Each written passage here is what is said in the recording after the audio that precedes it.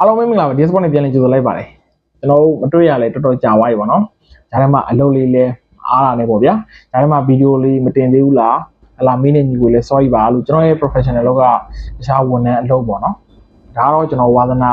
ရပါတာရောဒီဘောလုံးတဲ့ဒီပတ်သက်ပြီးတော့ဒီညနိုးရဲ့စိတ်ကောကျွန်တော်ဒါမျိုးအချိန်ရတဲ့အချိန်လေးတွေကျွန်တော်တင်ဆက်ပေးနေတာပေါ့နော်အဲ့တော့ကျွန်တော်တို့ worker တွေလည်းနီးလာပြီအဲ့တော့ချို့ဒီဗီဇာညီကိုလည်းရှိကောင်းရှိလိမ့်မယ်ဒါပေမဲ့ကျွန်တော်ရဲ့အမြင်လေးကိုလည်းကျွန်တော်ဒီအုပ်စုရှင်နေပေါ့နော်လောဆယ် group like လေးတွေကျွန်တော် ranking လေးပေါ့နော်ဖြစ်နိုင်ခြေရှိတဲ့ ranking လေးတွေကိုကျွန်တော်တင်ဆက်ပေးသွားမှာဖြစ်ပါတယ်အဲ့တော့ဗီဒီယိုလေးစလိုက်အောင် okay ကျွန်တော်တို့အုပ်စု A ကနေစပြောလိုက်အောင်ကျွန်တော်အုပ်စု A မှာတော့ရှက်ရယ်မက်ဆီကိုရယ်ကျွန်တော်တောင်အာဖရိကရယ်တောင်ကိုရီးယားရယ်ပါတယ်ကျွန်တော်ရှက်ကတော့ဒါတော့ထွေထွေပြောကြမလို့တော့ဘူးသူကဒီမျိုးဆက်ကလည်းတော်တော်ပြတ်သလောက်ဖြစ်နေပါတော့ဒီကစားသမားတွေဟိုရင်ရန်ကိုလာတို့စစ်စကီတို့နောက်ပိုင်းပေါ့နော်ကစားပြတ်သွားပြီဗျာအဲ့တော့ဒေါက်တာကစားသမားကလည်းလောလောဆယ်ဝက်ဆန်ကစားသမားဒီတိုးချက်တို့ကျွန်တော်အထရစ်ရှစ်တို့ဒီနှစ်ယောက်လောက်ပဲရှိရဗျာကျန်တဲ့ကစားသမားရလည်းဒီအားကိုးလို့ရတဲ့အနေအထားတွေပဲရှိရပေါ့အဲ့တော့မက်ဆီကိုကလည်းဟိုခြေစွမ်းခြေစားရှိတဲ့အသင်းတော့ပါတယ်ဒါမဲ့လည်းသူတို့လည်းဒီကစားသမားကြီးဒီတူချင်းဆက်ဆောင်ရင်မှာတော့ရင်းနာမည်ကြီးကစားသမားတော့မပါဘူးပေါ့ဗျာဒါမဲ့သူတို့ကနာမည်ကြီးကအသိလိုက်ကစားပုံကောင်းတယ်ကစားကွက်ကောင်းတယ်ပေါ့ဗျာတောင်အာဖရိကတို့ကလည်းဟိုရင်းညွန်လေးစားမရှိဘူးပေါ့ဗျာဟိုအရင်လွန်ခဲ့တဲ့နှစ်တည်းလောက်တော့အကောင်းမှုရှောက်အမှန်ပဲတောင်ကိုရီးယားတော့ဒါဆောင်းမင်းတက်ရွယ်ကြီးလာမျိုးညီကတော့ပါကောင်းမယ်ဒါမဲ့ကျွန်တဲ့ကစားသမားတွေလည်းသူ့ညနဲ့သူတော့ဒီပရီးမီးယားလိမှာရောဘွန်ဒက်လီဂါမှာရောတော်တော်လေးရှင်းပြကစားသမားတွေလည်းပါတော့ဆိုတော့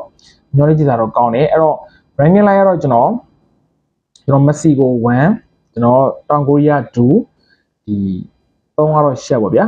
တောင်အာဖရိကတော့အဆင့်4ပဲဖြစ်ဖို့များပါတယ်အဲ့တော့အုပ်စု B ကတော့ဘော့စနီးယားရယ်ကျွန်တော်ကနေဒါရယ်ကာတာရယ်ဆွစ်ဇာလန်ရှိတယ်ဒီ group B ကတော့ရိုင်းဖေဒူကြီးပြောကြမလို့တော့ဘူးကျွန်တော်1ကတော့ဆွစ်ဇာလန်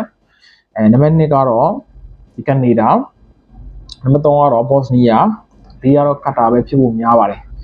အဲ့တော့ group C မှာတော့ကျွန်တော်ဘရာဇီးရယ်ဟေတီရယ်မိုရိုကိုရယ်စကော့တလန်ရှိမယ်ဆိုတော့ဘရာဇီးကတော့ဒါ1လို့ပဲဒါရွေးချယ်မှာဗျာလူတိုင်းလို့ပေါ့နော်အဲ့တော့ကျွန်တော်ဒီအဆင့်မှာမိုရိုဟေတီကတော့အဆင့်4ပေါ့ဗျာထားလိုက်တော့အဲ့တော့2နဲ့3နဲ့မှာမိုရိုကိုကတော့ပြီးခဲ့တဲ့အာဖရိကကပ်မှာလည်းဒါငင်းပွားစရာနဲ့ကျွန်တော်ချန်ပီယံဖြစ်ထားတယ်ဒါပေမဲ့သူတို့ရဲ့ပလေယာတော့အသင်းလိုက်ကစားပုံရောကျော်ကစားသမားကောင်းတွေပေါ်ထွက်နေရပေါ့ဗျာအဲ့တော့စကော့တလန်လည်းဒါပရီးမီးယားလိရှိစားရေးနဲ့ဒီစကော့တလန်ရှိစားကစားသမားတွေပါတယ်သူအများသောအားဖြင့်တော့ပရီးမီးယားလိရှိစားကစားသမားတွေများတော့ပါတယ်ဗျာအဲ့တော့ဟိုကစားတဲ့အတွေ့အကြုံပိုင်းအားစတော့ဒီသူတို့ရဲ့ဒီမြန်နှုံးမြင့်ဒီကစားအားတွေကတော့တော်တော်လေးအားကောင်းနေမှာတော့ပါတယ်အဲ့တော့ကျွန်တော်တို့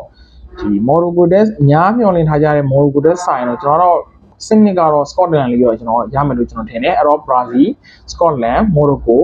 လေးကတော့ဟေတီဖြစ်ဖို့များတယ်သူတို့ group D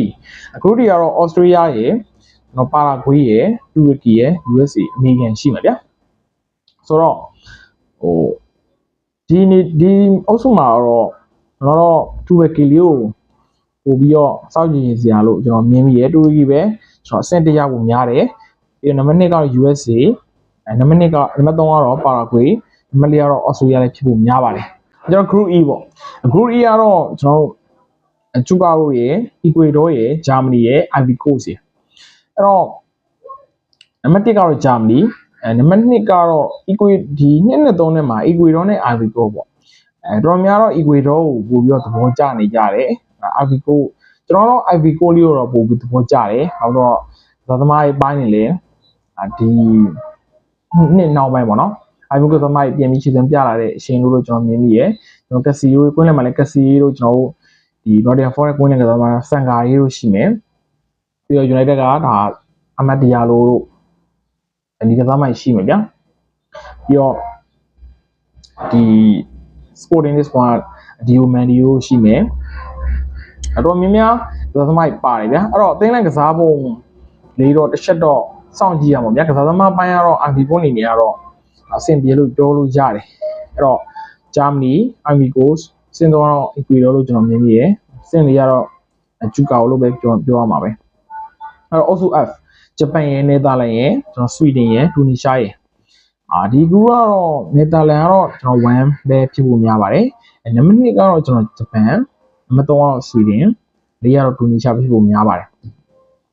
အဲ့တော့ also G မှာကျွန်တော်ဘယ်ဂျီယန် Egypt Iran New Zealand ဒီ also ကလည်းထွေထွေပြောကြမရှိဘူးပေါ့နော်ဘယ်ဂျီယန်1ကျွန်တော်နံပါတ်2ကတော့ Iran ဖြစ်ဖို့များတယ်နံပါတ်3ကတော့ Egypt ပဲဖြစ်ဖို့များပါတယ်4ကတော့ New Zealand ပေါ့နော်group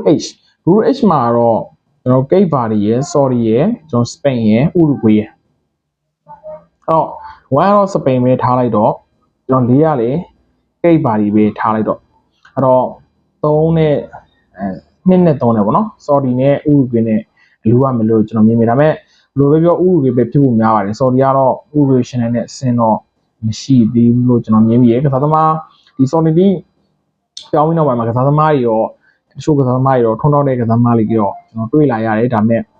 Uruguay ပဲဖြစ်ဖို့များပါတယ်နှစ်ကတော့ကျွန်တော် Spain Uruguay Saudi မလီယာတော့ Cape Verde ပေါ့နော်အဲ့တော့ group I ကတော့ကျွန်တော်ပြင်သစ်ရယ် Iraq ရယ် Norway ရယ် Senegal ရယ်ဒီအုပ်စုကလည်းနည်းနည်းကြက်တယ်လို့ပြောလို့ရတယ်။ဘာလို့ဆိုတော့ Iraq Norway Senegal အသင်းကတိတ်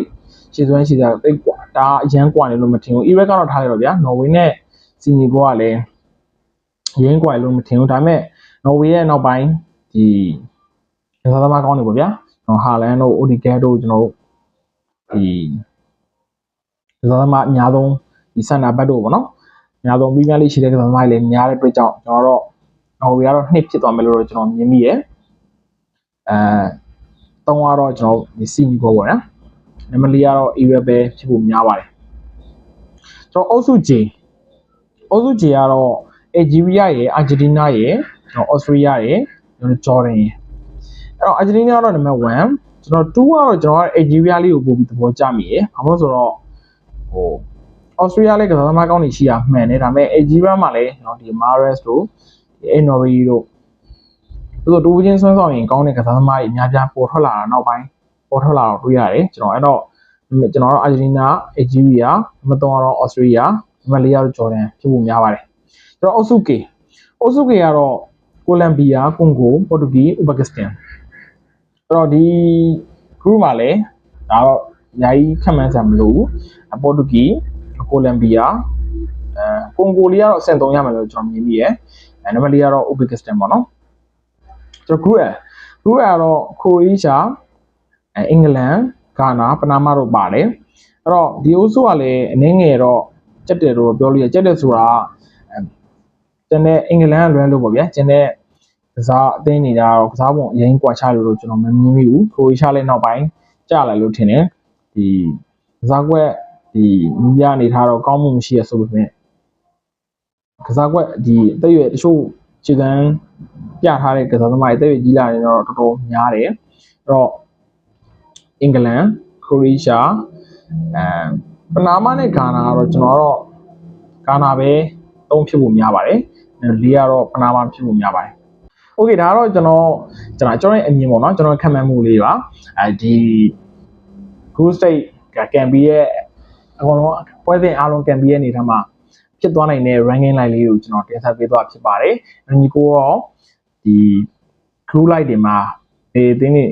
ဘယ်လိုအဆင့်နေနဲ့အောင်သွားမလဲဆိုတော့အမြင်လေးလည်းမျှဝေပေးလို့ရပါတယ်ကျွန်တော်နောက်ဗီဒီယိုမှာတော့ဖြတ်မြင်းအသင်းစစ်နေနဲ့ကျွန်တော်ချန်ပီယံဖြစ်နိုင်မဲ့အသင်းတွေကိုကျွန်တော်ရွေးထုတ်ပြီးတော့နှစ်ပိုင်းခွဲပြီးတော့တင်ဆက်ပေးသွားပါမယ်အားလုံးပဲကျေးဇူးအများကြီးတင်ပါတယ် TS Sport ပါ